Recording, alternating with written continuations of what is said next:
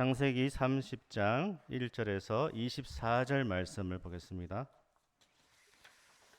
창세기 30장 1절에서 24절 말씀. 네, 우리 한 절씩 교독하겠습니다.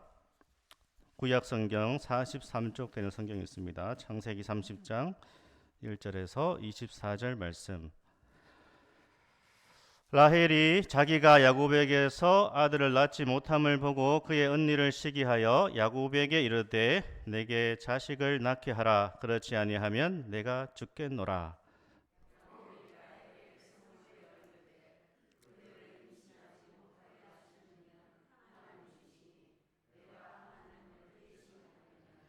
라헬이 이르되 내 종 비라에게로 들어가라. 그가 아들을 낳아 내 무릎에 두리니 그러면 나도 그로 말미암아 자식을 얻겠노라 하고,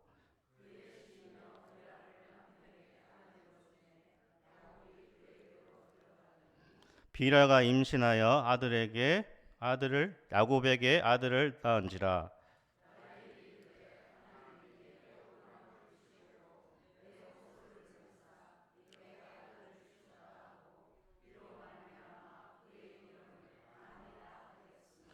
라헬의 시녀 비라가 다시 임신하여 둘째 아들을 야곱에게 낳음에,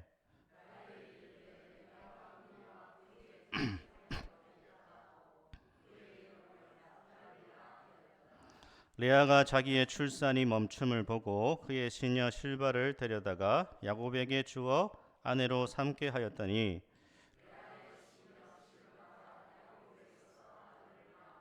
레아가 이르되 복되도다 하고 그의 이름을 가시라 하였으며,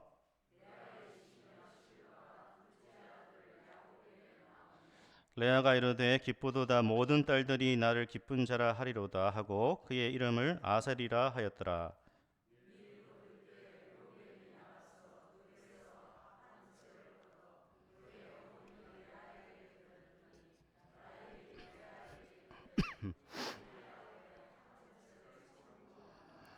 레아가 그에게 이르되 네가 내 남편을 빼앗은 것이 작은 일이냐 그런데 네가 내 아들의 합한 채도 빼앗고자 하느냐. 라헬이 이르되 그러면 언니의 아들의 합한 채 대신에 오늘 밤에 내 남편이 언니와 동침하리라 하니라. 저물 때 야곱이 들에서 돌아오매 레아가 나왔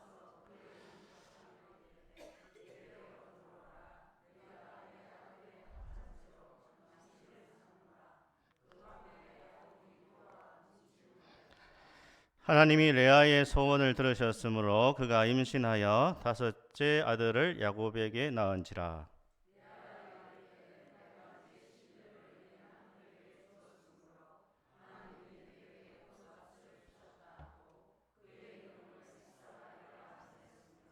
레아가 다시 임신하여 여섯째 아들을 야곱에게 낳은지라.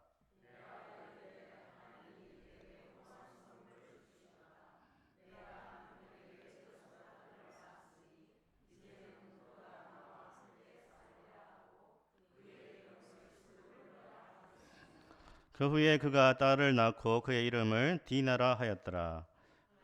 라헬을 생각하신지라 하나님이 그의 소원을 들으시고 그의 태를 여셨으. 그가 임신하여 아들을 낳고 이르되 하나님이 내 부끄러움을 씻으셨다 하고 그 이름을 요셉이라 하니 여호와는 다시 다른 아들을 내게 더하시기를 원하노라 하였더라. 아멘. 네, 시기와 질투를 내려놓고 이런 제목으로 말씀을 전하겠습니다. 그림을 하나 보시면요, 이 그림은 16세기의 그림입니다. 이 그림이 뭐 어떻게 보이시는지 모르겠지만 이 그림 제일 밑에 보면 글씨 비슷한 것이 있습니다. 저 글씨는 라틴어인데요, 인비디아라고 하는 라틴어인데 시기란 뜻입니다. 시기.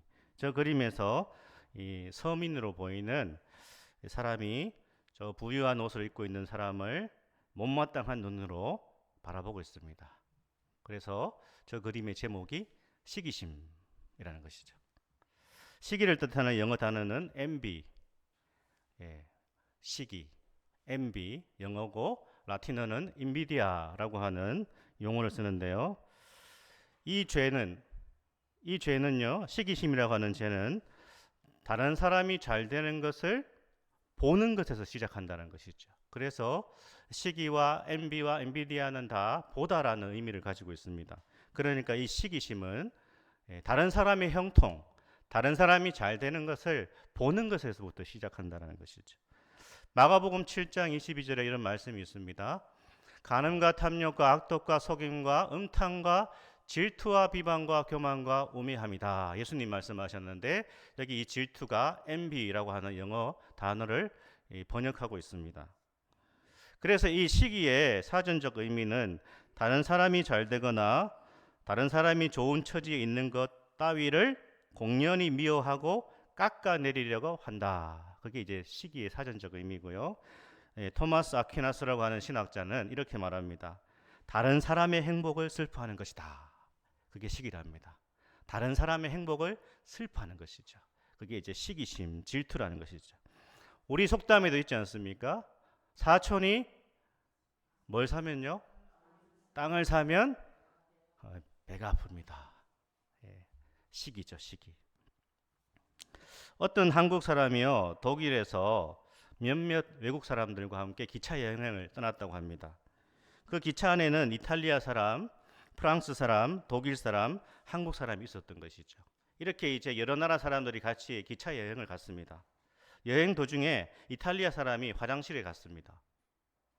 그랬더니 바로 그 이탈리아 사람이 화장실 간 사이에 독일 사람이 그 사람을 막 욕하기 시작합니다. 뒷담화를 하는 것이죠. 그리고 다른 사람들도 열심히 동참해서 화장실 간 그 이탈리아 사람을 욕하기 시작했습니다. 이탈리아 사람이 화장실에서 돌아왔습니다. 아무 일이 없었다는 듯이 그냥 이렇게 또 가고 있는 것이죠. 능청스럽게. 좀 시간이 지나고 나서 이제 독일 사람이 화장실에 갔습니다. 그랬더니 이번에는 프랑스 사람이 화장실 간 독일 사람을 막 욕하기 시작합니다. 그리고 나머지 사람들도 합세해서 막 이제 욕을 하기 시작하는 것이죠. 이제 그 다음에 이제 프랑스 사람이 화장실에 가니까요. 이제 이탈리아 사람이 프랑스 사람을 험담합니다. 이런 상황을 막 겪고 있던 이제 한국 사람은요. 목적지에 도달할 때까지 화장실을 갈 수 없었다고 합니다.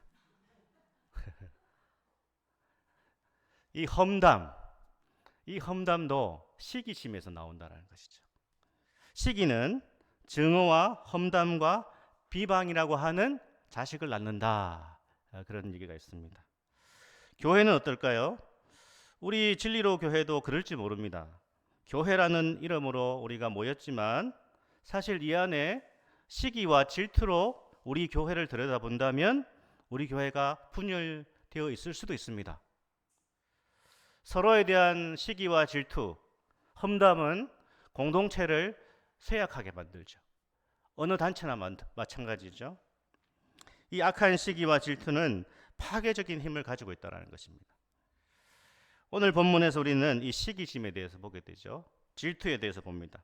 라헬은 완벽한 외모를 가졌습니다. 너무나 외모가 탁월했죠. 남편의 사랑까지 독차지였습니다. 하지만 라헬에게는 치명적인 결핍이 있었는데 바로 아이를 임신할 수 없었다는 것이죠. 반면에 언니 레아는 라헬만큼 예쁘지 않았습니다. 외모가 안 됐습니다. 그리고 남편의 사랑도 받지 못했습니다. 그런데 레아는 생명을 잉태하는 은혜를 받았습니다. 우리는 이 두 사람을 통하여서 누가 더 불행하고 누가 더 행복한 사람인가 라는 것을 생각해 볼 수 있는데 사실 결론적으로 봤을 때 불행은 어떤 조건이 아니라 마음에서 온다라는 것을 볼 수 있는 것이죠. 이 시기와 질투가 우리의 삶을 지배할 때 우리는 불행하기 시작하죠. 불행을 느낍니다. 오늘 특별히 본문은요. 라헬의 고통, 라헬의 시기심, 물론 레아도 시기하고 있습니다. 이것을 다루고 있는데 라헬의 시기와 질투는 그가 불행하다고 느낀 거기에서부터 시작하는 것이죠. 그래서 이 시기심은 우리의 삶을 불행으로 이끈다는 것입니다. 자, 우리 1절 말씀을 다시 한번 읽어보겠습니다. 라헬이 자기가 야곱에게서 아들을 낳지 못함을 보고 그의 언니를 시기하여 야곱에게 이르되 내게 자식을 낳게 하라. 그렇지 아니하면 내가 죽겠노라. 아멘. 이 아이를 임신하지 못하는 라헬은 언니를 시기했다고 합니다. 라헬은 남편의 사랑을 독차지하고 있었지만 만족할 수 없었죠. 물론 당시에 아이가 없다라는 것은 여성에게 수치였습니다. 엄청난 수치였습니다. 그래서 이제 라헬은 자신의 이 고통을 남편에게 하소연하죠. 쏟아붓습니다. 내게 자식을 낳게 하라. 그렇지 아니하면 내가 죽겠노라. 라헬은요, 자신의 이제 불임을 남편 탓으로 돌리고 있습니다. 아마 라헬은 엄청나게 사납게 남편을 막 쏘아붙였겠죠. 예. 어떤 모습인지 한번 상상을 해보십시오. 우리 성도님들이 많이 했던 겁니다. 여자 성도님들이. 예. 라헬의 시기심은요, 이 그녀의 삶을 불행으로 이끌고 있습니다. 사실 라헬은 불행하지 않았습니다. 라헬은 빼어난 외모를 가졌을 뿐 아니라 남편의 사랑을 온몸으로 받고 있었죠. 라헬이 불행을 느끼는 이유는 자신에게 없는 것에 집중해서 그렇습니다. 나에게 없는 것에 계속 집중하니까 내가 불행하다고 느끼는 것이죠. 우리는 언제 불행을 느끼죠? 나에게 없는 것에 집중할 때입니다. 끊임없이 다른 사람과 나 자신을 비교할 때 나는 불행하다고 생각하죠. 우리가 배우자에게 불만이 쌓이는 것도 비교해서 그렇지 않습니까? 다른 남편, 다른 아내와 비교하니까. 자식들이 꼴보기 싫은 이유도 그렇죠. 다른 자녀들. 이 비교에서 부모들이 자식에게 가장 많이 하는 말이 무엇일까요? 누구 집 자식들은 부모에게 그렇게 잘한다고 하는데 남편 복 없는 여자는 자식 복도 없다. 라헬은 오랜 시간 자식이 없었습니다. 분명히 열등감이 쌓였겠죠. 자존감이 많이 무너져 버렸을 것입니다. 남들은 잘 먹고 잘 사는데 다른 여자들은 아이도 잘 낳고 우리 언니도 이렇게 임신을 잘 하는데 나는 뭔가? 나는 왜 이런가? 나는 버림받은 여잔가? 목사도 마찬가지일 겁니다. 저도 소위 잘 나가는 목회자들을 보고 있으면 마음이 좀 힘들어집니다. 최근에 제가 기독신문을 보면서 우리 신대원 동기가 딱 이렇게 신문에 나오더라고요. 그래서 그 신대원 동기 2명이 저하고 나이가 똑같아요. 같이 공부를 했던 동기들인데 어느 교회 이렇게 딱 돼 있더라고요. 그래서 제가 그 홈페이지에 들어가 보니까 서울에 수천 명 그 교인이 있는, 그러니까 교세를 가진 그 교회 담임 목사가 되었더라고요. 배가 아프더라고요. 바로 기독신문을 덮어버렸어요. 같이 공부하고 모르겠습니다. 뭐 다 부르심이 다르고 그릇이 다른데 그런 동기들이 대도시에서 소위 말해서 큰 목회를 하고 이렇게 활동하는 걸 보니까 나도 이렇게 참 어쩔 수 없구나 이런 생각을 하게 되었습니다. 기독신문을 끊어야 되겠습니다. 라헬은 죽고 싶었습니다. 근데 야곱이 이렇게 말하죠. 2절을 볼까요? 야곱이 라헬에게 성을 내어 이르되 그대를 임신하지 못하게 하시는 이는 하나님이시니 내가 하나님을 대신하겠느냐. 야곱은 라헬의 독한 말에 분노합니다. 이제 부부싸움이 시작된 거죠. 야곱도 참다 못해서 아주 직설적으로 말한 거죠. 당신이 임신하지 못하게 하시는 것은 하나님이신데 내가 어떻게 하나님을 대신할 수 있느냐. 두 사람의 사랑, 야곱의 그 열렬한 사랑도 현실 문제 때문에 지금 깨어지고 있죠. 그토록 사랑한 라헬이지만 야곱도 이제 분노가 표출되는 것이죠. 때로 우리의 사랑이라는 것은 현실에서 여지없이 무너집니다. 사실 야곱의 말이 맞지 않습니까? 생명은 하나님이 주시는 거죠. 그런데 지금 라헬은요, 남편 탓을 하고 있죠. 야곱에게 문제가 있었다면 레아가 아들을 못 낳았겠죠. 그런데 레아는 야곱을 통해서 아들을 낳지 않았습니까? 그러니까 야곱에게 문제가 있는 게 아니죠.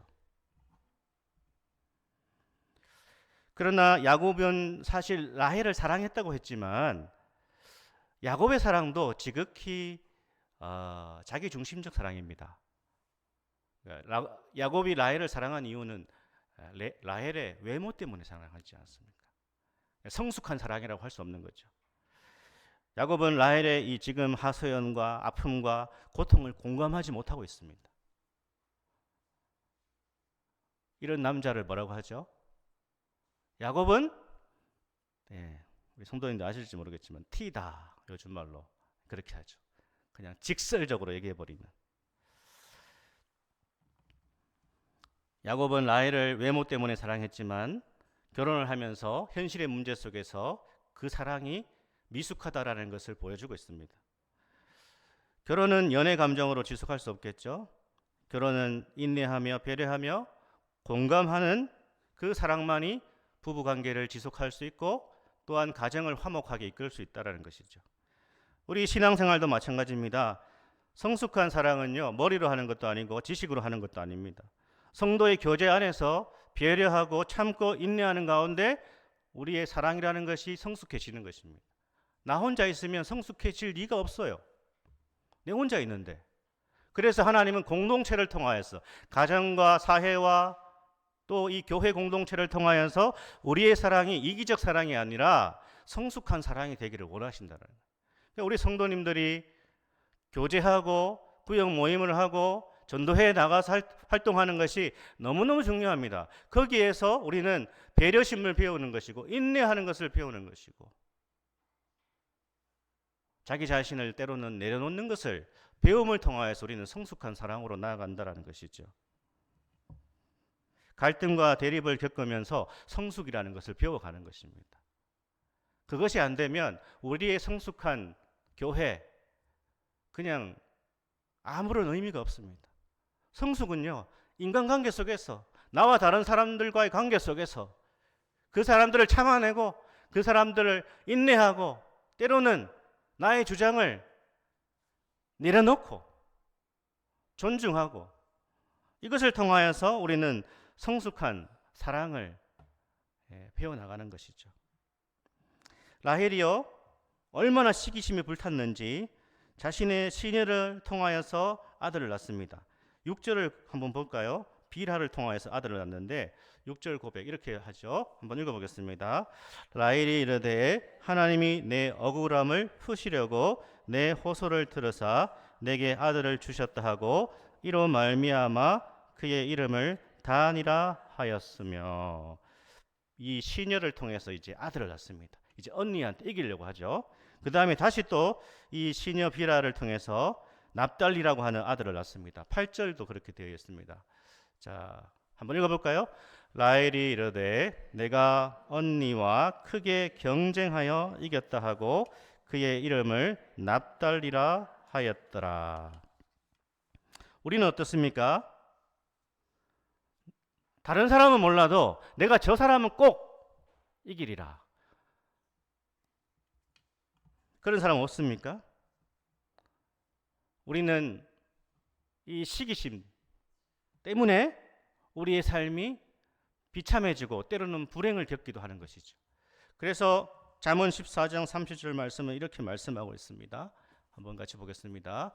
평온한 마음은 육신의 생명이나 시기는 뼈를 썩게 하느니라.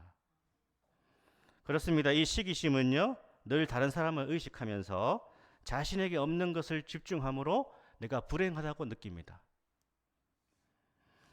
또 우리가 살펴봐야 될 것은요, 이 시기심은 사람을 수단화, 도구화한다라는 것이죠. 라헬이 시기를 통하여서 아들을 낳자 시녀를 통해서요, 레아도 가만히 있지 않습니다. 레아는 자신의 출산이 멈췄다라는 것을 알았지 않습니까? 우리가 지난 시간에 본 것처럼. 그래서 자신의 시녀를 이제 또 야곱에게 줍니다. 그리고 9절 이하에 보는 것처럼 갓이라고 하는 아들을 낳습니다. 또다시 레아가 자신의 시녀를 남편에게 주어서 아셀이라고 하는 아들을 낳습니다. 13절을 보시면요, 이런 의미입니다. 우리 13절 말씀을 한번 같이 읽어보겠습니다. 레아가 이르되 기쁘도다 모든 딸들이 나를 기쁜 자라 하리로다 하고 그의 이름을 아셀이라 하였도다. 아멘. 기쁘도다, 이게 뭘까요? 그냥 아이가 태어나서 기쁘도다가 아니고 내가 이겼다. 애들 숫자를 볼까? 내가 더 많은 아들을 낳았어. 그렇게 얘기하는 것과 똑같습니다. 시기심은요, 주변 사람을 내 욕심을 이루기 위한 수단으로 전락시킵니다. 사람을 도구로 이용합니다. 레아는 자신의 시녀를 경쟁의 도구로 쓰고 있습니다. 우리는 어떻습니까? 우리는 자식을 통해서 누군가를 이기고 싶지 않습니까? 자식의 성공과 출세를 통해서 내가 너보다 더 낫다고 그렇게 입증하고 싶지 않습니까? 가끔 부모의 체면을 위해서 자식을 희생시키는 그런 이야기도 듣습니다. 자식을 위해서라고 하지만 사실은 나를 위해서 자식을 이용하는 부모의 모습도 있다는 것이죠. 내 자존심을 위해서 배우자를 이용하기도 합니다. 직장에서 승진하기 위해서 다른 사람을, 동료를 이용하기도 하죠. 우리는 이런 것을 경계해야 됩니다. 우리의 시기심과 질투는 멀리 있지 않습니다. 우리는 멀리 있는 사람을 시기하는 것이 아닙니다. 가까이 있는 그 이웃을, 그 옆에 지체를 시기하는 거죠. 우리는 대기업의 회장, 재벌 회장을 시기하는 게 아닙니다. 질투하지 않습니다. 옆에 있는 이웃의 여유로움을 질투합니다. 시기합니다. 그들의 형통함이 못마땅합니다. 동료의 자식, 친구의 부모, 성도들의 아들, 딸 때문에 우리는 시기하고 내가 불행하다고 느낍니다. 그래서 괜히 남편과 아내와 자식과 부모를 달달 볶아대죠. 악한 시기심은요, 자기 욕망을 위해서 사람을 도구화시킨다는 것이죠. 하지만 오늘 우리는 이 말씀을 통하여서 우리의 시기와 질투를 내려놓아도 된다라는 것을 보게 됩니다. 라헬과 레아는요, 어떻게든 이 경쟁에서 이겨보려고 했습니다. 시녀들을 이용해서 경쟁하려고 했고, 오늘 말씀해 보면 이 합판체를 통해서도 이겨보려고 했습니다. 이 합판체라고 하는 식물은 그 당시에 이제 체음제입니다. 임신을, 이 식물을 통하여서 이 식물을 먹으면, 섭취하면 임신이 잘 된다고 하는 어떤 민간요법, 민간신앙이죠. 이런 것도 다 끌어들이는 것이죠. 왜요? 이겨야 되니까. 하지만 하나님은 레아와 라헬 두 사람에게 다 은혜를 베풀어 주십니다. 16절 이하에 보면 레아가 합판체를 라헬에게 넘겼는데 레아가 임신을 합니다. 그러니까 이 합판체가 생명을 잉태하는 것이 아니라 합판체를 쓰지 않았던 레아도 임신하는 것이죠. 그러니까 모든 것은 하나님의 주권 안에 있다는 것이죠. 하나님께서 모든 것을 주관하신다는 것을 보게 되는 것입니다. 22절 이하에는요, 라헬도 야곱을 통하여서 아들을 낳습니다. 우리는 주변 사람들과 또한 우리 성도들이 받은 복을 진심으로 기뻐하고 감사할 수 있을까요? 시기와 질투를 내려놓고 나에게 주어진 것들을 감사하고 나를 향한 하나님의 계획과 내 소원과 기도를 듣고 계시는 하나님을 온전히 신뢰하실 수 있습니까? 우리는 언제나 이 믿음을 가져야 됩니다. 우리는 언제나 하나님 안에서 소망을 두어야 됩니다. 하나님은 22절, 우리 이렇게 같이 한번 읽어보겠습니다. 하나님이 라헬을 생각하신지라 하나님이 그의 소원을 들으시고 그의 태를 여셨으므로. 아멘. 우리 삶의 시기심과 질투를 내려놓고요, 하나님을 소망하시기 바랍니다. 하나님이 레아를 돌보고 계시고 생각하셔서 아들을 낳게 하셨던 것처럼 하나님께서 우리 성도님들을 생각하고 계시고 합당한 은혜를 베풀어 주실 것을 믿기를 축복합니다. 그 하나님께 소망을 두시고요, 그 하나님께 기도하시기 바랍니다. 하나님을 기대하며 계속 믿음으로 나아가는 것이 너무나 중요한 것입니다. 표면적으로 볼 때 라헬이 레아한테 진 것 같죠? 아들 숫자가 다릅니다. 그런데요, 오늘 24절 말씀은 라헬이 레아한테 진 것이 아니라고 암시적으로 보여주고 있습니다. 왜냐하면 라헬이 낳은 아들이 누구라고요? 요셉이라. 그 이름을 요셉이라 하니, 요셉은 하나님의 구원 역사에서 너무너무 중요한 인물이 바로 요셉이라는 인물입니다. 그러니까 표면적으로 봤을 때는 언니한테 진 것 같지만 진 게 아니라는 것입니다. 여러분이 지금 주변 사람들보다 가진 것이 없고 초라해 보일 수 있지만 여러분의 삶이 어떻게 될지 아무도 모릅니다. 하나님만 아십니다. 여러분의 믿음과 헌신과 순종을 하나님이 어떻게 놀라운 축복으로 바꾸실지를 기대하는 것이 믿음이라는 것이죠. 멀리 보셔야 됩니다. 멀리요. 여러분의 생애뿐 아니라 여러분의 자손들의 생애까지 멀리 보셔야 됩니다. 더 큰 미래와 더 큰 희망을 하나님 안에서 품으셔야 되는 것입니다. 교회를 바라볼 때도 멀리 보셔야 됩니다. 이 모습만 보고 실망하거나 좌절할 것이 아니라 우리는 변함없이 나에게 주어진 자리에서 최선을 다하고 하나님 앞에 살아가시면 되는 겁니다. 순종과 충성을 다하는 우리를 통하여서 하나님께서 하실 일들을 우리가 바라보아야 되는 것입니다. 여기가 끝이 아닙니다. 제가 목회하는 이 시간도 끝이 아니고요. 우리 중직자들이 사역하는 성기는 이 시간도 끝이 아니고요. 우리는 하나님 안에서 멀리 바라보고 지금 나에게 주어진 일에 충성을 다하셔야 됩니다. 최선을 다하셔야 됩니다. 시간이 지나면 다 성공한다 이런 얘기 아닙니다. 뭐죠? 하나님께서 우리의 미래를 선하게 이끌어 주신다라고 하는 이 확신을 하나님 안에서 품으셔야 된다는 것입니다. 시기와 질투를 내려놓고요. 비교를 멈추고 다른 사람의 형통을 진심으로 축복해 줄 수 있는 그 사람에게 하나님께서 더 큰 은혜의 역사를 허락해 주시는 것입니다. 그런 인생, 그런 교회를 하나님께서 더 잘되게 하시고 더 많은 것들을 맡겨주실 것입니다. 나에게 없는 것보다 나에게 있는 것에 감사하시고 남을 세워주고 인정해주는 사람, 참고 인내하며 기도하는 사람이 될 수 있기를 축복합니다. 하나님 없는 삶에는 세상에는 시기와 질투와 험담과 비방이 난무하는 것이 세상입니다. 하나님 없는 사람들은 그렇게 살아갑니다. 하지만 우리 성도님들의 삶에는 만족 있고 감사가 있고 기쁨과 소망이 넘쳐나기를 바랍니다. 당장 눈에 보이는 것은 없지만 보이지 않지만 가장 좋은 것을 이미 소유한 자로서의 여유와 당당함과 확신을 가지고 우리의 부르심을 따라 오늘도 승리할 수 있기를 주의 이름으로 축복합니다. 아멘. 우리 같이 한번 말씀 생각하면서 한 1분 동안 기도할 때 우리에게 찾아오는 시기와 질투를 내려놓고 하나님 안에서 더 큰 미래와 더 큰 희망을 바라보며 오늘을 살아갈 수 있도록 도와주시고 이미 우리가 눈에 보이지 않지만 가장 좋은 것을 이미 소유하고 있고 또 하나님께서 우리를 선하게 인도하심을 믿고 충성과 인내와 소망으로 주님 나아갈 수 있도록 도와달라고 같이 한번 기도하겠습니다.